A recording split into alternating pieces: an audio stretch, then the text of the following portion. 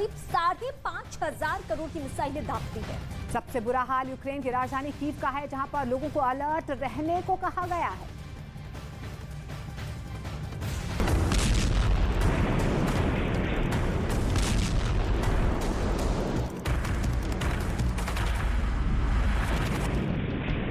काला सागर में मौजूद रूस के युद्धपोत से मिसाइल चली और सीधे ललीव में जाकर गिरी।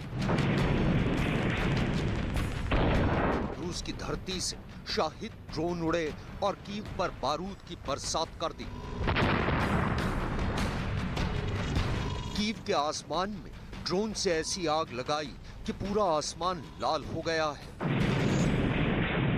आसमान से हुई बारूदी अग्नि वर्षा का असर कीव की धरती पर ऐसे कहर बनकर टूटा।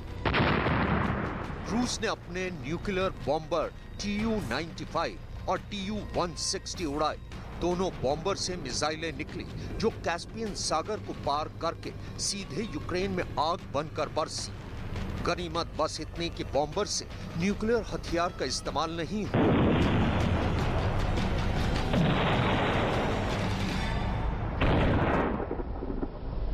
सवाल है कि क्या क्राइमिया ब्रिज पर अटैक का बदला पुतिन पूरे यूक्रेन को दहला कर लेने वाले हैं? क्या पुतिन ने युद्ध को फाइनल स्टेज पर पहुंचाने के ऑर्डर पर साइन कर दिया है?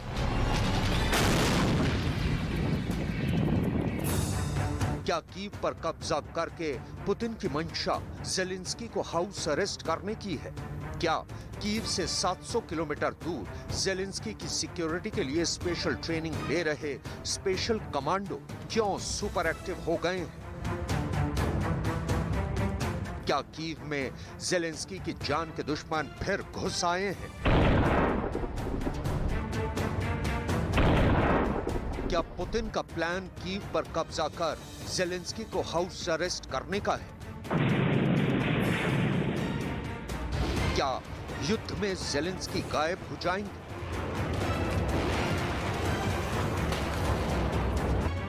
पुतिन के जासूस ढूंढ नहीं पाएंगे? क्या ज़ेलेंस्की किडनैप होने वाले हैं? चलते कीव में कितने बड़े कमांडो ऑपरेशन की तैयारी है? अमेरिका ने ज़ेलेंस्की का कितना अभेद कमांडो कवच तैयार किया है?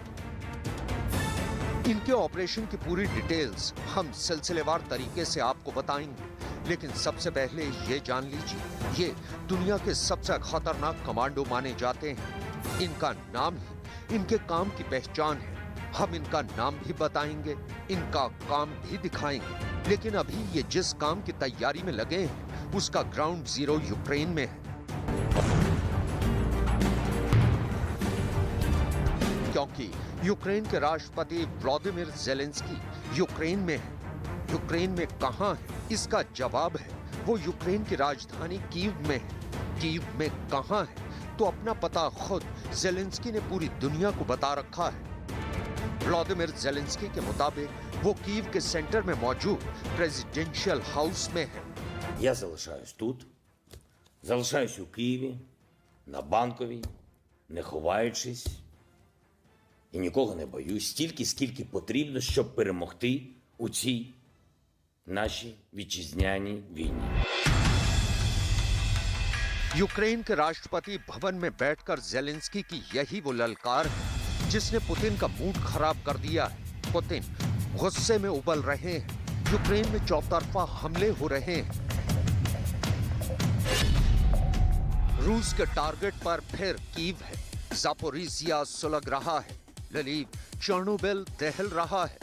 लुहांस्क, खार्किव और ओदेसा पर लगातार रूस की मिसाइलें गिर रही हैं। पश्चिमी देशों को यकीन हो चला है कि पुतिन अब यूक्रेन में विंटर वॉर की शुरुआत कर रहे हैं और यूक्रेन युद्ध जैसे जैसे सर्दियों की ओर बढ़ेगा, पुतिन के हमले और तेज होते जाएंगे। माना जा रहा है कि युद्ध जितना लंबा खिंचेगा, यूक्रेन की हालत उतनी ही खराब होती जाएगी। ज़ेलेंस्की के चीफ ऑफ स्टाफ एंडी यमरक भी बार बार चेता चुके हैं कि सर्दी से पहले यूक्रेन को हर हालात में युद्ध जीतना होगा। क्योंकि देखिए रूस में अब सर्दी चंद महीने दूर है। अब ऐसे में युद्ध जितना ज्यादा लंबा खींचेगा, यूक्रेन की स्थिति उतनी ही ज्यादा खराब होती जाएगी।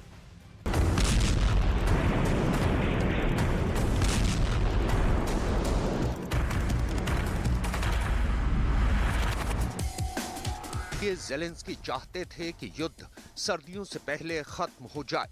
ज़ेलेंस्की के चीफ ऑफ स्टाफ एंड्री यर्मक का कहना था, सर्दियों से पहले रूस के साथ युद्ध जीतना होगा।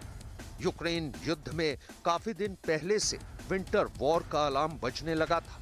दुनिया की मीडिया में चर्चा हो रही थी कि आने वाली सर्दियों में यूक्रेन को लेकर पुतिन के इरादे ठीक नहीं है और खून जमा देने वाली सर्दी में पुतिन यूक्रेन में ऐसी जंग की शुरुआत करेंगे जिससे यूक्रेन में हाहाकार मच जाएगा।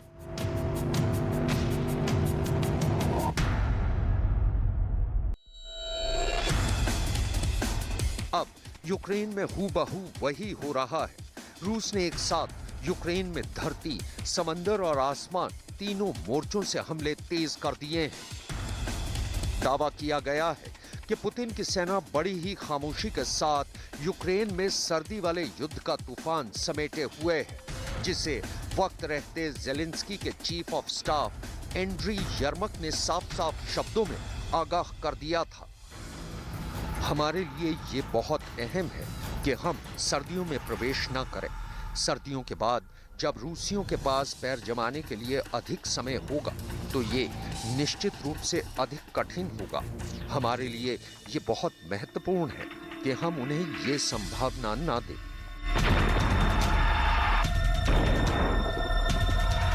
रूस में अब सर्दी चंद महीने दूर है। युद्ध जितना लंबा खिंचेगा, यूक्रेन की हालत उतनी ही खराब होती जाएगी। यही वजह है कि प्रेसिडेंट ज़ेलेंस्की के चीफ ऑफ स्टाफ एंड्री यर्मक बार-बार बयान दे रहे थे कि यूक्रेन को सर्दियों की शुरुआत से पहले युद्ध जीतना होगा, नहीं तो सर्दियों के मौसम में पुतिन की सेना रूस के कब्जे वाले इलाकों में अपने पैर जमा लेगी और रूसी सेना को आराम से हमला करने का मौका मिल जाएगा। यही वजह है कि अब यूक्रेन की सेना खार्किव से लेकर खेरसान तक आक्रामकता के साथ रूस की सेना को पीछे खदेड़ रही है, लेकिन अब पुतिन की सेना फिर आक्रामक हो गई है।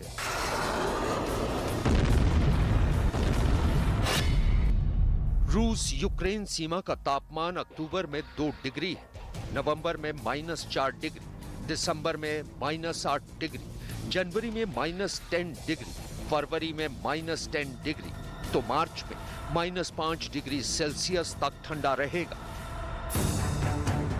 ऐसे में युद्ध अगर लंबा खिंचा तो यूक्रेन के लिए एक बुरे सपने जैसा होगा, क्योंकि रूस के जखीरे में बर्फ में भी लड़ने वाले साजो सामान है। पुतिन की कोशिश यूक्रेन के युद्ध को सर्दियों तक खींच ले जाने की थी, क्योंकि पुतिन श्योर हैं कि अगर युद्ध विंटर में एंटर कर गया तो यूरोप क्या अमेरिका को भी घुटने पर आना पड़ेगा और उनके कीव पर कब्जे वाले प्लान के कारगर होने की संभावना बढ़ जाएगी। लेकिन दावा किया जा रहा है कि अगर पुतिन की सेना कीव पर कब्जा जमाने में कामयाब हो भी गई, फिर भी ज़ेलेंस्की को रूस की सेना छू तक नहीं पाएगी। ऐसे हालात में ज़ेलेंस्की अपनी सरकार कहां से चलाएंगे, उसकी भी तैयारी हो चुकी है। ऐसे वक्त में पहली कोशिश ज़ेलेंस्की को सही सलामत बचाने की होगी, जिसके लिए 220 घातक कमांडो नेटो देश लिथुआनिया के एक एयर बेस पर हाई अलर्ट पर है। इस special team 150 US navy seal commando और 70 British special air service commando हैं, यानी दुनिया के 220 घातक कमांडो ज़ेलेंस्की के लिए महाकवच बन जाएंगे।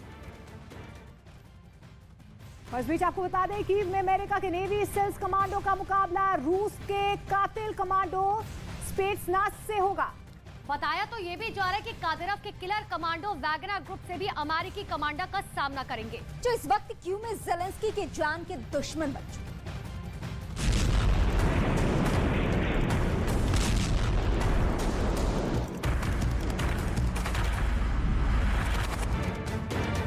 ब्रिटेन के मशहूर अखबार द सन का हवाला देकर रूसी मीडिया स्पुतनिक ने दावा किया है कि ये कमांडो दिन के 24 घंटे रेडी टू रेस्क्यू मोड में है।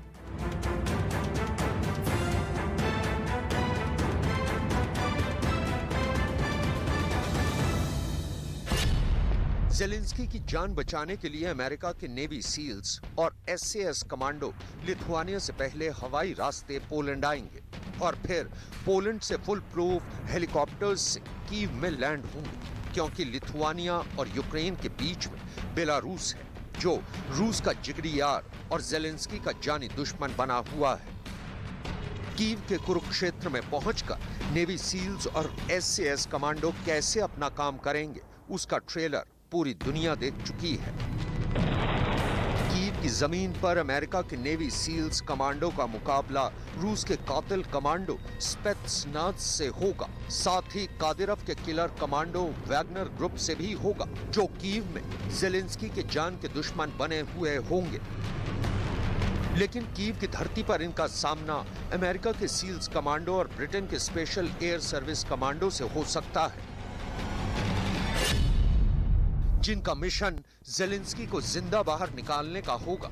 नेवी सील्स और SAS कमांडो पहले जेलेंस्की को अपने कवर में लेंगे, फिर हवाई या सड़क के रास्ते उन्हें पोलैंड सीमा पर लाएंगे और फिर या तो जेलेंस्की को पोलैंड में किसी सेफ हाउस तक पहुंचाएंगे या फिर उन्हें लिथुआनिया ले जाएंगे, जहां से कीव आएंगे। यानी पुतिन के हर वार का कार्ड अमेरिका ने तैयार कर रखा है। अमेरिका के हथियारों ने रूस के पसीने छुड़ा दिए हैं। पुतिन की सेना हताश होकर पीछे भागने को मजबूर हो गई। अब एक बार फिर रूस ने यूक्रेन में हमले तेज कर दिए हैं और उनके निशाने पर फिर कीव है, जहां फिर आग के गोले बरसने शुरू हो गए हैं।